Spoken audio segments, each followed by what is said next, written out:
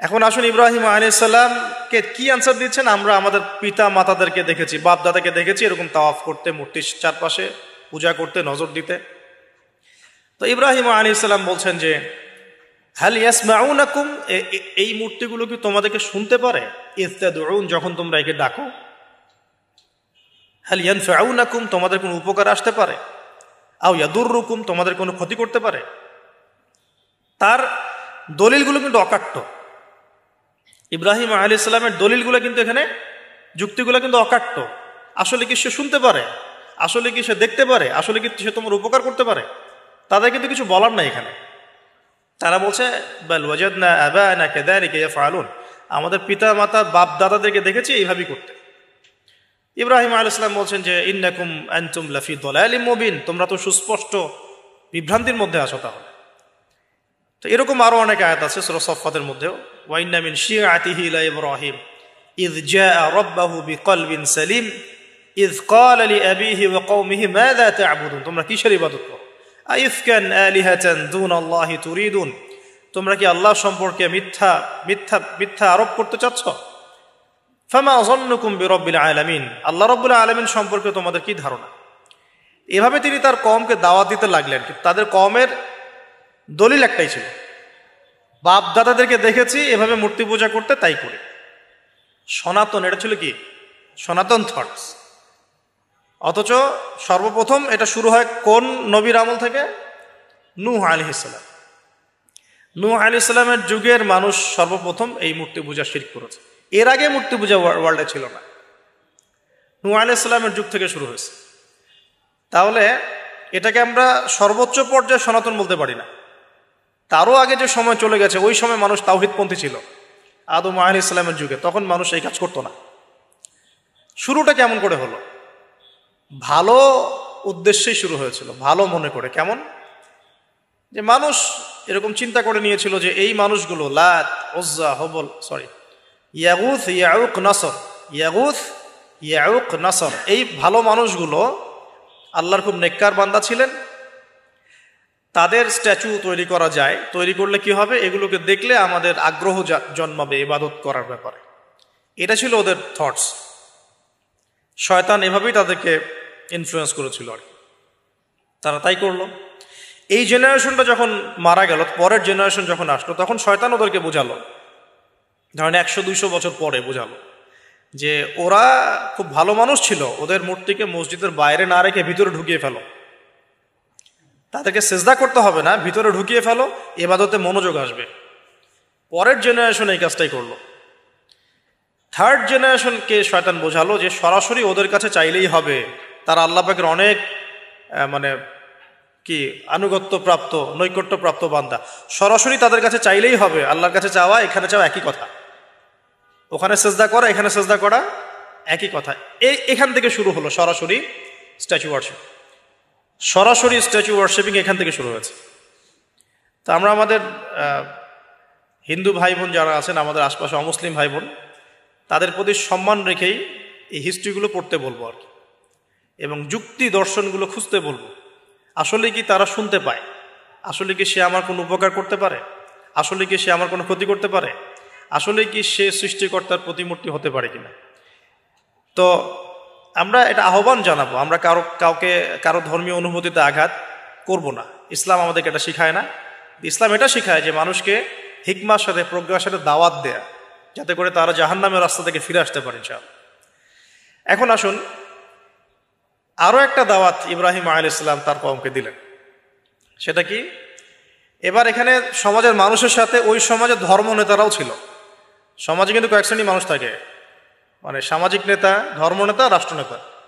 তো রাষ্ট্রনেতা পর্যায়ে এখনো ইব্রাহিম আলাইহিস সালাম যান নাই, এখন সমাজ নেতা আর ধর্মনেতা চলছে আর কি। এবার ধর্মনেতা আসলো, এসে ধর্মনেতারা তাকে বোঝানোর চেষ্টা করলো যে এই আসমানের তারা, চাঁদ, সূর্য, প্রকৃতি, গাছপালা, এগুলোও ইলাহ, এগুলোর ইবাদত করা যায়। এই ঘটনা আল্লাহ রাব্বুল আলামিন সূরা আনআমের মধ্যে বলেছে। তো ইব্রাহিম আলাইহিস সালামকে তারা দেখাচ্ছে, এটা আরবীয় একটা কাব্যিক ভাষায় কোরআনে এসেছে, চমৎকার ভাষায়, যে ফালাম্মা জান্না আলাইহিল লাইল, যখন তার উপর রাত আচ্ছাদিত হলো, রাআ কাওকাবা, তখন ইব্রাহিম আলাইহিস সালাম কি দেখলেন? আকাশে তারা দেখলেন। ঠিক আছে, তারা মূর্তি পুজোর এখানেই আছে, ধর্মনেতারাও এখানেই আছে। তো তিনি বলছেন হাযা রব্বি, এটা আমার রব। ফালাম্মা ফালা, যখন তারকাগুলো অস্তমিত হলো, ক্বালা লা উহিব্বুল আফিলিন, আমি তো অস্তমিত যাওয়া জিনিসকে পছন্দ করি না। রব তো অস্তমিত যাবে না, এখানেও যুক্তি লাগবে, তো আমার ফিলোসফি লাগবে, আমার এখানে দর্শন লাগবে, এখানে তো আমাকে মানে প্রজ্ঞা দিয়ে বোঝাতে হবে, এটা তো অস্তমিত হয়ে গেল, এটা তো রব হতে পারে না। ফালাম্মা রাআল কামারা বাযিগান, যখন সে চাঁদকে দেখলো জলজল করছে একদম। আর এখনকার চাঁদ দেখা আগের চাঁদ দেখা তো এক না, এখন তো আমরা চাঁদের আলোই খুঁজে পাই না, তখনকার চাঁদ তো অন্যরকম, বাযিগান মানে জলজল করছে। তখন তিনি বললেন হাযা রব্বি, এটা আমার রব। তখন ফালাম্মা ফালা, যখন এটাও অস্তমিত হয়ে গেল, তিনি বলছেন লাইল্লাম ইয়াহদিয়ানি রব্বি লাকুনান্না মিনাল কওমিদ দাল্লিন, আল্লাহ যদি আমাকে হেদায়েত না দেন তাহলে আমি এই দল্লিনদের অন্তর্ভুক্ত হয়ে যাব। ইব্রাহিম আলাইহিস সালাম বলছেন ফালাম্মা রাআ শামসা বাযিগাতান, যখন এবার সূর্যকে দেখলেন দিনের বেলা, এটা তো আরো বড়, হাযা রব্বি হাযা আকবার, এটা আমার রব, এটা সবচেয়ে বড়, হাযা আকবার, এটা সবচেয়ে বড়। ফালাম্মা আফালাত, এটা যখন অস্তমিত হয়ে গেল, তখন তিনি বলছেন এই কথাটা যে ইয়া কওমি ইন্নী বারিউম মিম্মা তুশরিকুন, হে আমার কওম, তোমরা যেগুলোকে দিয়ে আল্লাহর সাথে শরিক করছো, এখান থেকে আমি আমার চেহারাকে ফিরিয়ে নিলাম। সুবহানাল্লাহ। তখন তিনি এই কথাটা বলেন ইন্নী ওয়াজ্জাহতু ওয়াজহিয়া লিল্লাযী ফাতারাস সামাওয়াতি ওয়াল আরদা হানিফাও ওয়া মা আনা মিনাল মুশরিকিন, আমি আমার চেহারাকে ফিরিয়ে নিচ্ছি এই আসমান সমূহ এবং জমিনের সৃষ্টিকর্তার দিকে, এবং আমি মুশরিকদের অন্তর্ভুক্ত নই। ইন্না সলাতি ওয়া নুসুকি ওয়া মাহইয়ায়া ওয়া মামাতি লিল্লাহি রাব্বিল আলামিন, আমার সলাত, আমার কুরবানি, আমার স্যাক্রিফাইস, আমার জীবন, আমার ফুল লাইফ, আমার মৃত্যু, সবকিছু কার জন্য? জগৎ সমূহের প্রতিপালক আল্লাহর জন্য। লা শারীকা লাহু, তার কোনো শরীক নাই। ওয়া বিযালিকা উমিরতু, এই একনিষ্ঠভাবে তার ইবাদত করার জন্যই আমি আদিষ্ট হয়েছি। ওয়া বিযালিকা উমিরতু ওয়া আনা মিনাল মুসলিমিন, এবং আমি মুসলিমদের অন্তর্ভুক্ত। এই শুরু হলো এবার পুরো স্পষ্টভাবে তাওহীদের ঘোষণা দেয়া। তবে ইব্রাহিম আলাইহিস সালামের এক একটা পদক্ষেপ কি যৌক্তিক না, বৈজ্ঞানিক না, এবং অকাট্য প্রমাণ আছে না, এগুলোকে কিন্তু ভেদ করতে পারছে না তারা। এবার ইব্রাহিম আলাইহিস সালাম চিন্তা করলেন দ্বারা এবার উচিত শিক্ষা দিতে হবে। তবে আগে বলে নেই, এই যে উচিত শিক্ষাটার কথা বলছে, এটা আবার আপনারা খবরদার ভুলেও কোথাও দিতে যায় না, ঠিক আছে? এটারও সময় আছে। ইব্রাহিম আলাইহিস সালামের সাথে নবী সাল্লাল্লাহু আলাইহি ওয়াসাল্লামের জীবনের মিলের কথা বলছিলাম। নবী সাল্লাল্লাহু আলাইহি ওয়াসাল্লাম মক্কা বিজয়ের আগে কি কখনো মূর্তির গায়ে হাত দিয়েছেন কিনা বলেন? দিয়েছেন না। যখন মক্কা বিজয় হয়ে গেছে, পুরো স্টেটই আপনার, অথরিটি আপনার, তখন আপনি আপনার অ্যাকশন নিতেই পারেন, সেটা আপনার ব্যাপার, তখন আপনি কি করবেন? মুহাম্মদ সাল্লাল্লাহু আলাইহি ওয়াসাল্লাম কাবা ঘরে ঢুকে তখন মূর্তি ভেঙেছেন এবং বলেছেন ওয়াকুল জাআল হক ওয়া যাকাল বাতিল ইন্নাল বাতিলা কানা যাহুকা, তাই না? তো ইব্রাহিম আলাইহিস সালাম এবার শিক্ষা দেওয়ার চিন্তা করছেন। তিনি বলছেন যে যখন এরা মেলাতে যাবে, ওই উৎসবে যাবে, তখন আমি এদেরকে দেখে নিব। এটাও কুরআন চমৎকারভাবে বলেছে যে ইয ক্বালা লিআবিহি ওয়া কওমিহি মাযা তা'বুদুন আইফকান আলিহাতান দুনাল্লাহি তুরিদুন ফামা যান্নুকুম বিরাব্বিল আলামিন। হ্যাঁ, ফারাগা ইলা আলিহাতিহিম ফাকালা আলা তা'কুলুন। ইব্রাহিম আলাইহিস সালাম এবার যখন ওরা মেলায় চলে গেছে, তো যাওয়ার আগে আবার ইব্রাহিম আলাইহিস সালাম বলছিলেন যে ইন্নী সাকিম, আমি হচ্ছি অসুস্থ। আমি কি অসুস্থ? নাযারা নাযরাতান ফিন নুজুম, ইব্রাহিম আলাইহিস সালাম রাতের বেলা আকাশের দিকে তাকালেন একবার, তাকিয়ে ওদেরকে বললেন যে ইন্নী সাকিম, আমি অসুস্থ। এটা কৌশল, আমি অসুস্থ, এটা কৌশল। এই কৌশল আবার সব জায়গায় ঘাটাতে যায় না। তো এবার যখন তারা চলে গেল, ফারাগা ইলা আলিহাতিহিম ফাকালা আলা তা'কুলুন, এবার তিনি ওই মূর্তি গৃহ যেটা ওদের, ওখানে ঢুকে বলছেন যে আলা তা'কুলুন, তোমাদের কি হলো, খাচ্ছ না কেন? কাদেরকে বলছে এই কথা? মূর্তি, খাচ্ছ না কেন? আলা তা'কুলুন। ফারাগা ইলা আলিহাতিহিম ফাকালা আলা তা'কুলুন মা লাকুম লা তানতিকুন, কি হলো, কথা বলছো না কেন? মা লাকুম লা তানতিকুন, কি হলো, কথা বলছো না কেন? এবার ফারাগ আলাইহিম দরবাম বিল ইয়ামিন, এবার ইয়ামিন মানে ডান হাত, ডানাতে যা পেয়েছিলেন আর কি, তা দিয়ে সবগুলোকে ভেঙে চুরমার করে ফেলছে। ব্যাস, এবার ওরা যখন আসলো এসে বলছে যে আনতা ফাআলতা হাযা বিআলিহাতিনা ইয়া ইব্রাহিম, হে ইব্রাহিম, তুমি কি আমাদের উপাস্যদের সাথে এই কাজ করেছ? ইব্রাহিম বলছেন লা, না, বাল লা আসলে কোরআনে নাই, আমি নিজের মতো করে বললাম আরবি বলতে বলতে। বাল ফাআলাহু কাবীরুহুম হাযা, বরং এই বড়টা এই কাজ করছে। এর মধ্যে সবচেয়ে বড় যেটা আছে এই বেটার কাজ, আমি করি নাই, আমি তো করি নাই। তখন ওরা তো এটা তো হতভম্ব হয়ে গেল, যে সে বলছে যে তুমি তো জানো, তুমি তো খুব ভালো করেই জানো যে তারা কথা বলতে পারে না, নড়াচড়া করতে পারে না, কিছুই করতে পারে না। তখন তিনি বললেন, তাহলে তোমরা কেন এমন ইলাহের উপাসনা করো যে কথাও বলতে পারে না, শুনতেও পারে না, দেখতেও পারে না, তোমার উপকারও করতে পারে না, ক্ষতিও করতে পারে না। কিন্তু এবারও কিন্তু যুক্তি নাই, কোনো তাদের কাছে কোনো দলিল নাই, কোনো প্রমাণ নাই, কোনো যুক্তি দর্শন কিচ্ছু নাই। এবার শুরু হলো জুলুম। জালেমের কাজ কি? যুক্তি, জ্ঞান, দর্শন, বিজ্ঞান এগুলো দিয়ে যখন পরাস্ত, এগুলো দিয়ে পারছি না, এবার পেশি শক্তি। এবার কি? পেশি শক্তি। ব্যাস, এবার পেশি শক্তি। ইব্রাহিম আলাইহিস সালামকে নিয়ে যাওয়া হচ্ছে নমরুদের দরবারে। এবার চলো, এবার তোমার আজকে খবর আছে। এবার পুরো রিমান্ড হবে 7 দিনের। একদিন রিমান্ড হলেই অবস্থা খারাপ হয়ে যাওয়ার কথা। ইব্রাহিম আলাইহিস সালামকে এবার নিয়ে যাচ্ছে ধরেন নমরুদের কাছে। কি যে হবে আল্লাহ ভালো জানে। ইব্রাহিম আলাইহিস সালাম যখন যাচ্ছেন তখন কি তিনি জানতেন যে আল্লাহ পাক তাকে আগুন থেকে বাঁচাবেন? এই ঘটনা যে ঘটবে তিনি কি জানতেন? আচ্ছা, আমরা না হয় জানি যে এমনটা হয়েছিল। ইব্রাহিম আলাইহিস সালাম ওই সময় তো আর জানতেন না যে কি হতে যাচ্ছে। তার মানে তার ওই সময় তার ইমানের তেজ, তার স্থিরতা, ইস্তেকামা এবং তাওয়াক্কুল কত বেশি ছিল। তাকে নিয়ে যাওয়া হচ্ছে। এবারে নমরুদের সামনে দাঁড় করিয়ে নমরুদ এবার একটু মজা নিয়ে জিজ্ঞাসা করলো যে কে তোমার রব? ওই কবরের প্রশ্ন করার মতো, মান রব্বুক, তোমার রব কে? তো ইব্রাহিম আলাইহিস সালাম বলছে, রব্বি আল্লাযী ইউহয়ী ওয়া ইউমীত, আমার রব তিনি যিনি জীবন দেন, মৃত্যুও দেন। এবার নমরুদ বলছে, ক্বালা আনা উহয়ী ওয়া উমীত, আমি তো জীবন দিই আর মৃত্যু দেই। কিভাবে? একজন যাবজ্জীবন প্রাপ্ত আসামিকে ডেকে নিয়ে ছেড়ে দিল, দিয়ে বললো যে জীবন দিলাম। আর একজন আসামিকে ডেকে তৎক্ষণাৎ মৃত্যুদণ্ড দিয়ে মৃত্যু দিলাম। তো ইব্রাহিম দেখলেন আলাইহিস সালাম এ তো মোটা বুদ্ধির মানুষ, কারণ যে যত বড় জালেম হয় তার বুদ্ধি তত মোটা হয়, কিন্তু এটা মাথায় রাখবেন। ফেরাউনের মতো জুলুম মানুষের বুদ্ধি লোপ করে দেয়, আর শিরক মানুষের মধ্যে ভয় সঞ্চার করে। যখন আপনি শিরক করতে থাকবেন মনে খুব ভয় কাজ করবে। এবং মুশরিক বাহিনী কখনো ইসলামের বিজয় লাভ করতে পারে নাই। যে মুসলিম সেনাবাহিনীর মধ্যেও শিরক ছিল না, ওরা যুদ্ধের মাঠে পরাজিত হয়ে গেছে। ইতিহাস ঘাটবেন, মুসলিম যে সেনাবাহিনীর মধ্যে শিরক ছিল ওই সেনাবাহিনী পরাজিত হয়ে গেছে। আবার অল্প গুটি কয়েক সেনাবাহিনী তারা তাওহীদপন্থী ছিল, তারা জয়লাভ করেছে। ইতিহাস ঘেটে দেখবেন। তো জুলুম কি করে? বুদ্ধি লোপ পায়। নমরুদের বুদ্ধি লোপ পেয়ে গেল। তো ইব্রাহিম আলাইহিস সালাম বলছেন রব্বি আল্লাযী ইউহয়ী ওয়া ইউমীত, এ তো এটা বুঝলো না। তাহলে ইন্নাল্লাহা তাআলা ইন্নাল্লাহা ইয়াতি বিশ-শামসি মিনাল মাশরিক ফাতি বিহা মিনাল মাগরিব। ইব্রাহিম আলাইহিস সালাম বলছেন যে আল্লাহ রাব্বুল আলামিন, আমার আল্লাহ, তিনি পূর্ব দিক থেকে সূর্য ওঠান। তো তুমি যদি ইলাহ হয়ে থাকো তাহলে পশ্চিম দিক থেকে উঠাও। এটা আরো বড় অকাট্য দলিল হলো। তার অবস্থাটা আল্লাহ ব্যাখ্যা করছেন এভাবে। আল্লাহ বলছেন ফাবুহিতাল্লাযী কাফার, কাফের একদম হতভম্ব হয়ে গেল। একদম হতভম্ব হয়তো লাভ নাই, পেশি শক্তি আছে আমার। তোমার যুক্তি, বিজ্ঞান, দর্শন, থিওরি তো আমার দরকার নাই।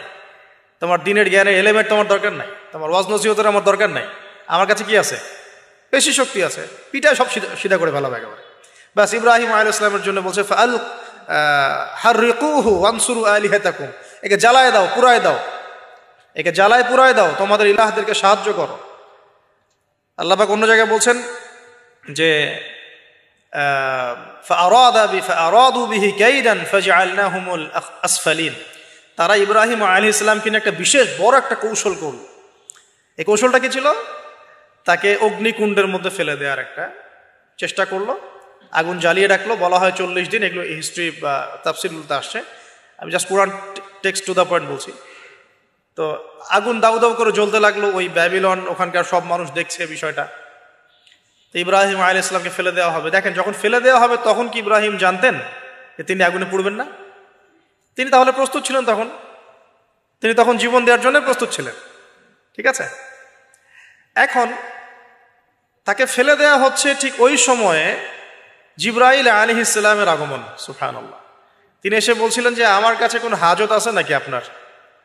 তখনও ইব্রাহিম আলাইহিস সালাম বলেছেন, আপনার কাছে আমার কোনো হাজত নাই, হাসবি আল্লাহ ওয়া নি'মাল ওয়াকিল। এই যে কথাটা আমরা বলি, হাসবুন আল্লাহ ওয়া নি'মাল ওয়াকিল, হাসবি আল্লাহ ওয়া নি'মাল ওয়াকিল, ইব্রাহিম আলাইহিস সালাম বললেন আল্লাহই আমার জন্য যথেষ্ট এবং তিনিই আমার উত্তম কর্মবিধায়ক। এরকম মোমেন্টে বান্দা যখন আল্লাহকে এভাবে চাবে, আল্লাহ রাব্বুল আলামিন না এসে পারবেন? কখনোই পারবেন না ইনশাআল্লাহ।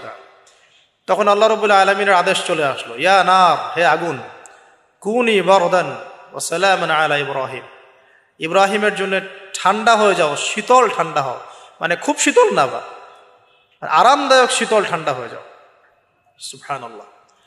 এভাবে আল্লাহ রাব্বুল আলামিন ইব্রাহিম আলাইহিস সালামকে অগ্নি পরীক্ষা থেকে বাঁচালেন। ওখানে ইব্রাহিম আলাইহিস সালাম থাকলেন, কোনো ক্ষতি হলো না। তিনি পরবর্তী সময় বলেছিলেন ওই সময়টুকুর মধ্যেই তিনি শান্তিতে ছিলেন। ওই যে বললাম না, অনেকে যে নির্যাতন নিপীড়নের শিকার হয় তারপরে বলে যে ওই সময়টুকুই ভালো ছিলাম, আল্লাহকে পেয়েছিলাম, তেলাওয়াত বেশি ছিল, তাহাজ্জুদ বেশি ছিল, পরে ফিতনার যুগে চলে আসছি। তো এই হলো অগ্নি পরীক্ষা। এরপরে কমকে দাওয়াত দেওয়ার হলো না, সেখান থেকে চলে যেতে হলো। ওই যে অগ্নি পরীক্ষা ইব্রাহিম আলাইহিস সালামকে এখানে দিতে হয়েছে, ওই রকম পরীক্ষা আমাদের নবী সাল্লাল্লাহু আলাইহি ওয়াসাল্লামকে দিতে হয়েছে তায়েফের মাঠে, দিতে হয়েছে বদরের মাঠে, উহুদের মাঠে। এখানে আল্লাহ পাক ফেরেশতা নামিয়ে দিয়েছেন সাহায্যের জন্য, বদরের মাঠে দেখেন, উহুদের মাঠে আল্লাহ পাক ফেরেশতা নামিয়েছেন সাহায্যের জন্য। একদম হুবাহু মিল পাবেন আপনি জিনিসগুলো, খালি বাসিরা থাকলেই হবে, ধরতে পারলেই হবে জিনিসগুলো। সামনে যাই, এবার শুরু হলো জীবনের দ্বিতীয় পর্যায়ে। এবার তিনি হিজরত করে চলে যাচ্ছেন। দেখেন এখানেও হিজরত, আবার নবী সাল্লাল্লাহু আলাইহি ওয়াসাল্লামের যুগেও মক্কা থেকে মদিনায় নবীগণের জীবনের সাথে এগুলো জড়িত। ঠিক আছে, এখন যাওয়ার তো একজন সাথী লাগবে। তো একাকিত্বের জীবনের অবসান ঘটলো, আল্লাহ রাব্বুল আলামিন তাকে সাথী দিলেন। সাথীর নাম হচ্ছে সারা আলাইহিস সালাম। কি নাম? অনন্য সুন্দরী নারী ছিলেন। ইতিহাসে বলা হয় যে দুজন নারী সবচেয়ে বেশি সুন্দরী, দুজন। আমাদের মতো আর্টিফিশিয়াল সুন্দরী না, আর্টিফিশিয়াল সুন্দরী কথা বলো, অরিজিনালি সুন্দরী দুজন নারীর কথা বলা হয়েছে। একজন হচ্ছেন হাওয়া আলাইহিস সালাম, অনন্য সুন্দরী নারী ছিলেন, এবং আরেকজন সারা আলাইহিস সালাম, তিনি পরম সুন্দরী নারী ছিলেন। দেখেন সারা আলাইহিস সালাম, তার গর্ভ থেকে কিন্তু পরবর্তীতে মানে সন্তান তো প্রথমে হচ্ছিল না, তাই না? শেষ বয়সে গিয়ে সন্তান হলো। হাজরা আলাইহিস সালামের গর্ভ থেকে কি ইসমাইল, আর সারা আলাইহিস সালামের গর্ভ থেকে ইসহাক। ইসহাক আলাইহিস সালামের পরে ইয়াকুব, আর ইয়াকুবের পরবর্তী বংশধর যারা তারা কি বনু ইসরাইল। তাই বনু ইসরাইলের মধ্যে ইউসুফ হাসান, ইউসুফ সবচেয়ে সুন্দর ছেলে না? সারা আলাইহিস সালামের সৌন্দর্য, সুবহানাল্লাহ, কথা বুঝতে পারছেন? মায়ের সৌন্দর্য, মার বাবা তারা ছিলেন পরম সুন্দর। এখন সারা আলাইহিস সালামের সাথে বিয়ে হলো। দেখেন এই যে লম্বা সময় আলোচনা করলাম, এই সময়টুকুর মধ্যে ইব্রাহিম আলাইহিস সালামের দাওয়াতে মাত্র দুজন মানুষ মুসলমান হয়েছে। কজন? একজন হলো তার স্ত্রী সারা, আর একজন হচ্ছে তার ভাতিজা, তার নাম লুত। ভাতিজার নাম কি? লুত। পরবর্তীতে তিনিও নবী হয়েছিলেন এবং তাকে সাদুম গোত্রের কাছে পাঠানো হয়েছিল। কোন পাপের কারণে? হোমোসেক্সুয়ালিটি, সমকামিতা, যেটা এখন ওই যে বিজ্ঞাপন দিয়ে প্রচার করা হয়। এবং ঢাকা শহরে যদি একটা শুমারি করা হয়, দেখবেন এদের সংখ্যা কম হবে না। ঢাকা শহরে যাকে শুমারি করা হয়, দেখবেন এদের সংখ্যা কম হবে না। তো এখন যদি ভূমিকম্প আসে, আমরা কি লা ইলাহা ইল্লাল্লাহ বলবো? বলেন তো।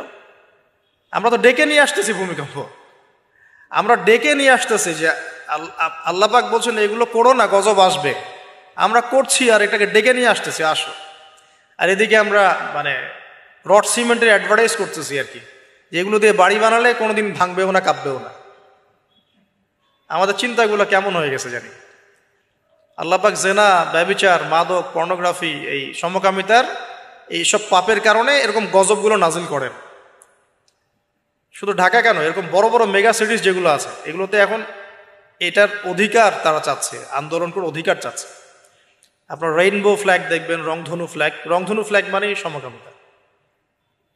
অ্যাডভার্টাইজ দিয়ে পোস্ট দিয়ে এখন মানুষ, আগে যেমন মেয়েরা বাসায় গিয়ে কিছু সার্ভিস দিত না, মানে খারাপ সার্ভিসের কথা বলছি আর কি। এখন এভাবে ছেলে ছেলেকে সার্ভিস দেওয়ার জন্য ডাকতেছে। এটা কোনো গাল গল্প করছি না, এটা বাস্তবতা। যদি আমাকে বলেন যে আপনি চোখের সামনে প্রমাণ দেন, আমি দিতে পারবো না। যদি আপনি আমাকে 1 মাসের জন্য অথরিটি দেন ঢাকা শহরে, তাহলে দিতে পারবো উইদিন 1 মাসের মধ্যে। এখন যদি আমাকে বলেন আমার চোখের সামনে এনে দেন, আমি দিতে পারবো না তো, কারণ তাত্ত্বিকভাবে পড়ে অনলাইনে দেখছি। যদি বলেন যে 1 মাসের অথরিটি আপনাকে দিলাম, খুঁজে বের করে দেন, 7 দিন লাগবে না ইনশাআল্লাহ। তো কথা হচ্ছে এটাই যে এই যে সাদুম গোত্রের কাছে পাঠানো হচ্ছে লূত আলাইহিস সালামকে সমকামিতার পাপের কারণে, পরবর্তীতে এই কওমটাকে ধ্বংস করা হয়েছে। আল্লাহ পাক এমনভাবে ধ্বংস করেছেন যেটা ইতিহাসে কখনো করেন নাই। ফেরেশতাদের পাখা দিয়ে আল্লাহ পাক মাটিকে উপরে তুলে আবার উল্টা দিকে দাফন করে দিয়েছেন, আকাশ থেকে পাথর বর্ষণ করেছেন। এখন এইটা যদি সারা বিশ্বে ছড়িয়ে পড়ে তাহলে ওই রকম শাস্তি আবার আসবে না? স্বাভাবিক না? এটা আসতে পারে। আর এটার মূল কেন্দ্র হচ্ছে পশ্চিমা সভ্যতা।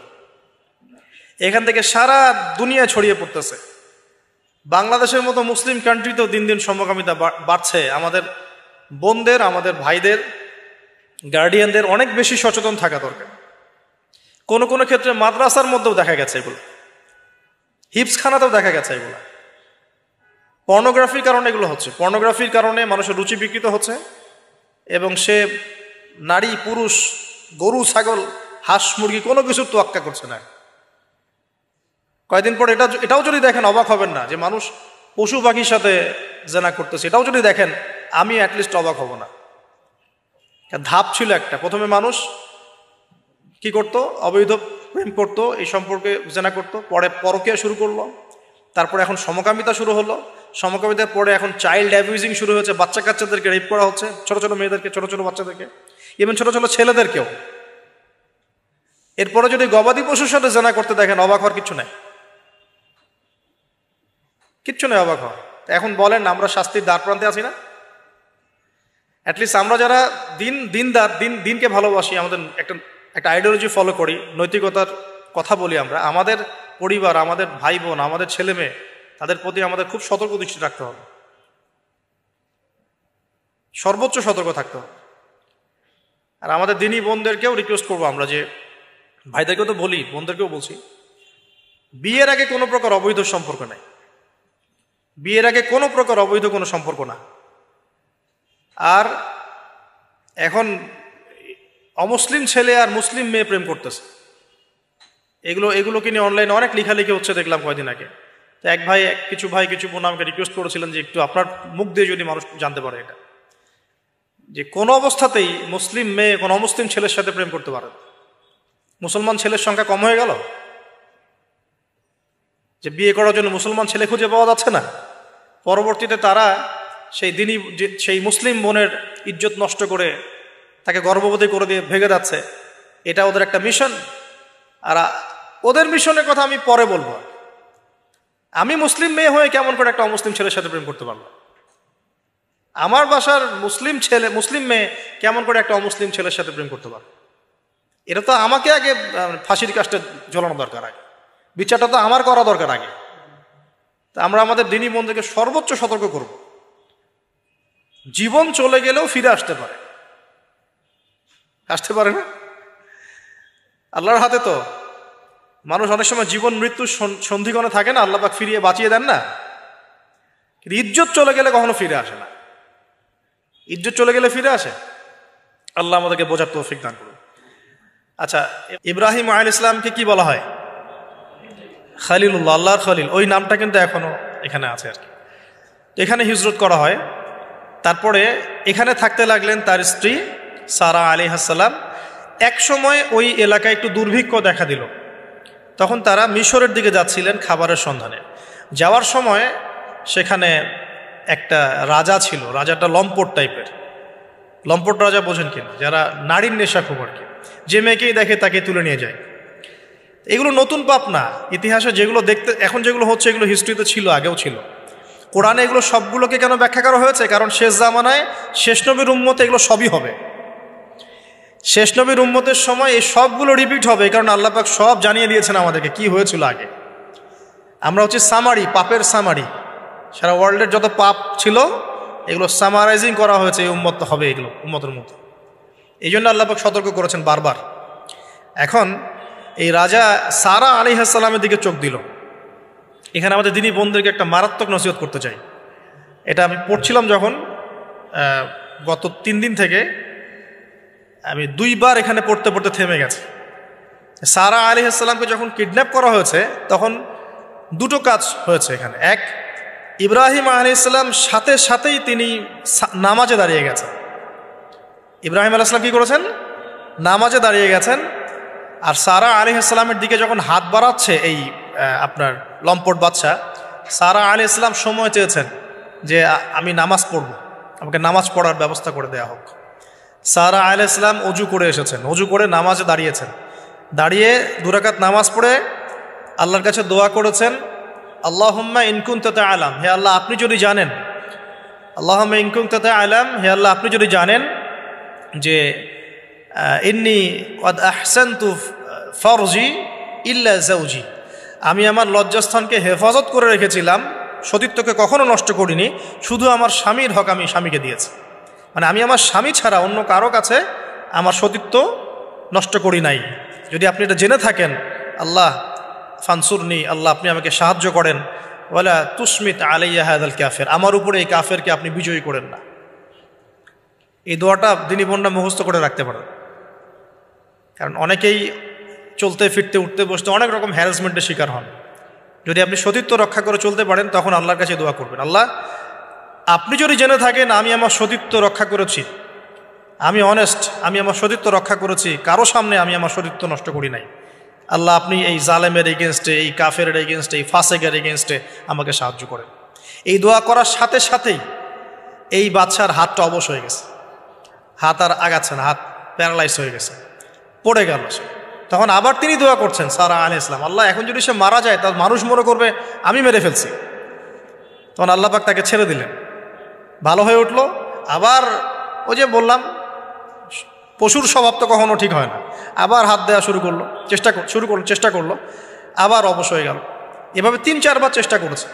এরপরে যখন পারছে না তখন সে বলছে যে আমার সামনে কোন শয়তানকে তোমরা নিয়ে আসছো, সে তার ভাষায় বলছে আর কি, আমার সামনে কোন শয়তানকে হাজির করছো, একে নিয়ে যাও আমার সামনে থেকে।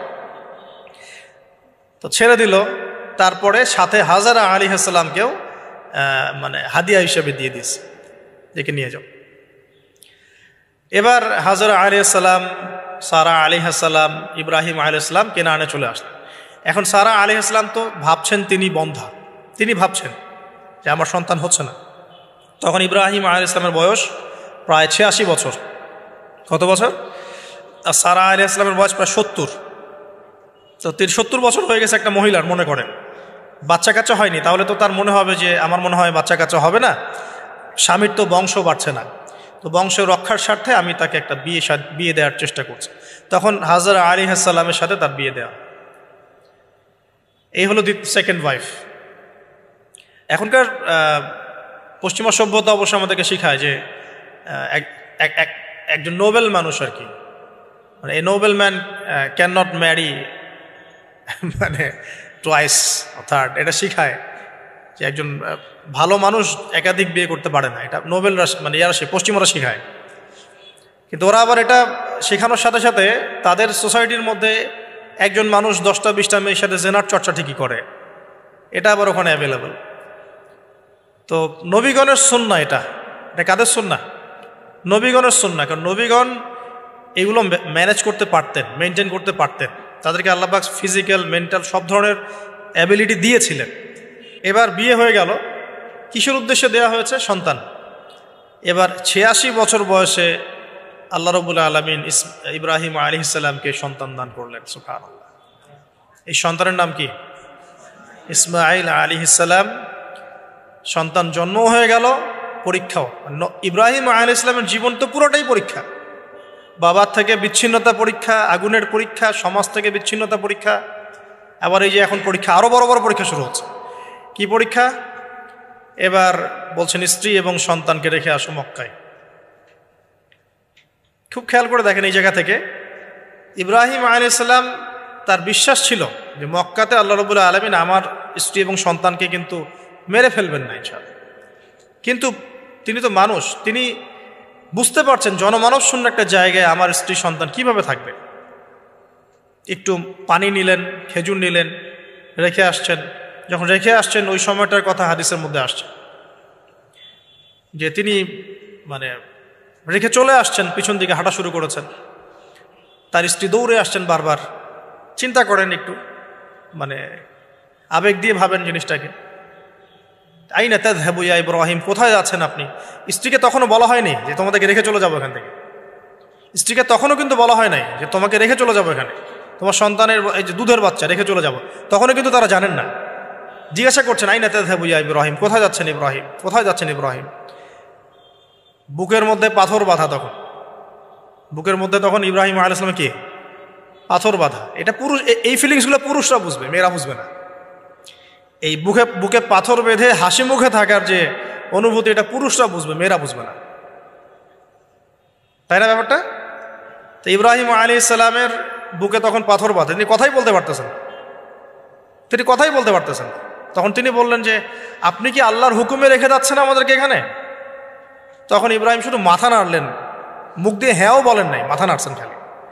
তখন মাশা আল্লাহ, এই যে ইসমাইলের মা আলাইহিস সালাম, তিনি বলছেন যে তাহলে আল্লাহ পাক, তাহলে আল্লাহ রাব্বুল আলামিন, আর যদি আপনি আল্লাহর হুকুমেই আমাদেরকে রেখে গিয়ে থাকেন, তাহলে আল্লাহ পাক আমাদেরকে কশ্চিনকালেও ধ্বংস করবেন না ইনশাআল্লাহ। এমন মহান তাওয়াক্কুলকে দেখালেন স্ত্রী হাজেরা আলাইহিস সালাম। এবার আসেন, উনিও কিন্তু দেখতে পাচ্ছেন যে আশপাশে কোনো মানুষই নাই, জনমানব শূন্য জায়গা, পানি নাই, খাবার নেই, কিছুই নাই। এবার ইব্রাহিম যখন চলে আসলেন, একটা পাহাড়ের আড়ালে গিয়ে দাঁড়ালেন কিছু দূরে এসেই, তখন হাত তুলে আল্লাহর কাছে দোয়া করা শুরু করলেন।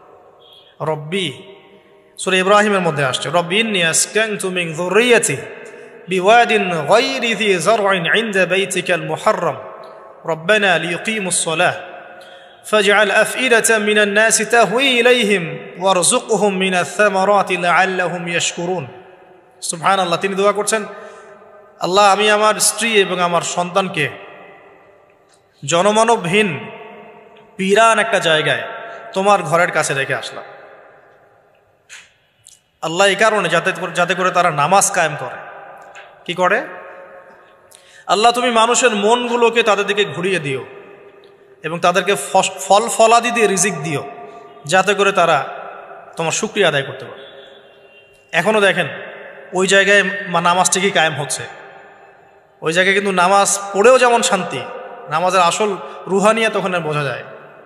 24 ঘন্টা ওখানে নামাজ, তাওয়াফ, সাই চলতেই আছে, 1 মিনিটের জন্য বন্ধ হচ্ছে না। দেখেন, তারপরে মানুষের মন অটোমেটিক ওখানে ঘোরানো থাকে। সবাই চায় জীবনে অন্তত একটাবার হজ করতে, একটাবার আল্লাহর ঘর দেখতে। আর পৃথিবীর এমন কোনো ফল পাবেন না সেখানে নাই।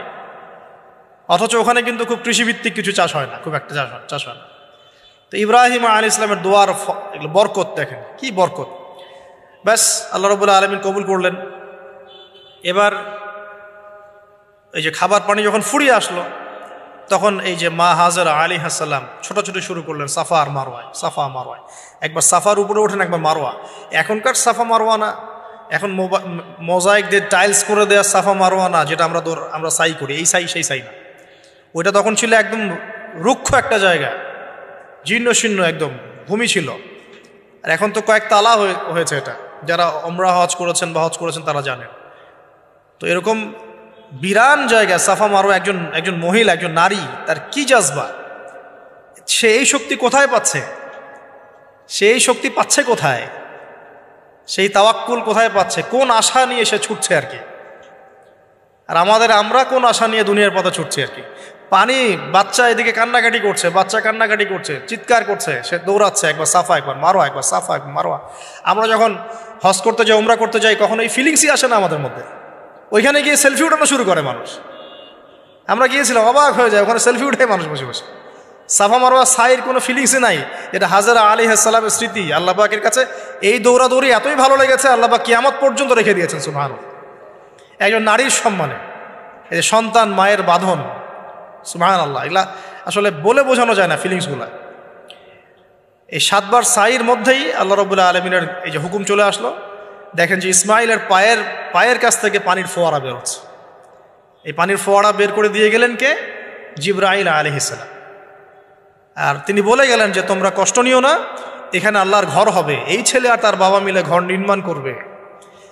এবার তিনি এই যে পানি জমজম কূপ তৈরি হয়ে গেল, পানি হলো, পানি দেখে পাখি আসলো। কি আসলো? প্রথমে পাখি কিন্তু পানি খোঁজে। এরপরে ওখানে ওই পাখিকে দেখে একদল মানুষ আসলো আর কি। এই মানুষগুলো ইয়েমেন থেকে আসছে। কোত্থেকে? এবং এই গোত্রই পরবর্তীতে আরবে বিস্তার লাভ করেছে। এই গোত্রের মেয়ের সাথে ইসমাইল আলাইহিস সালামের বিয়ে হয়েছে। পরবর্তীতে এই গোত্রর হাত ধরে কুরাইশ বংশ হয়েছে এবং এই কুরাইশ বংশে আমাদের শেষ নবী মুহাম্মদ সাল্লাল্লাহু আলাইহি ওয়াসাল্লামের জন্ম হয়েছে। বুঝতে পারলেন? এই হলো ইতিহাস। তো তারা পানি চেয়েছিল, তো হাজরা আলাইহিস সালাম বলেছিলেন যে পানি দিতে পারে এক শর্তে, এখানে বসতি স্থাপন করতে হবে। ওরা তো আরও ভালো, বসতি স্থাপন করবো, পানিও পাবো, সব তো আরও ভালো হলো। এখানে ইসমাইল আলাইহিস সালাম বড় হন, পরবর্তীতে এখানকারই এক মেয়েকে তিনি বিয়ে করেন, নারীকে বিয়ে করেন। তার বংশতে আসে মুহাম্মদ, তার বংশতে আস্তে আস্তে যে কুরাইশ, বনু হাশিম, বনু মাখজুম, এগুলো হতে হতে হতে মুহাম্মদ সাল্লাল্লাহু আলাইহি ওয়াসাল্লাম কুরাইশ বংশে জন্ম নেন। তাহলে আমাদের নবীর পিতা কে বলেন? ইসমাইল। কে? ইসমাইল আলাইহিস সালামকে বলা হয় আরব জাতির পিতা, আলাদা করে আরব জাতির পিতা।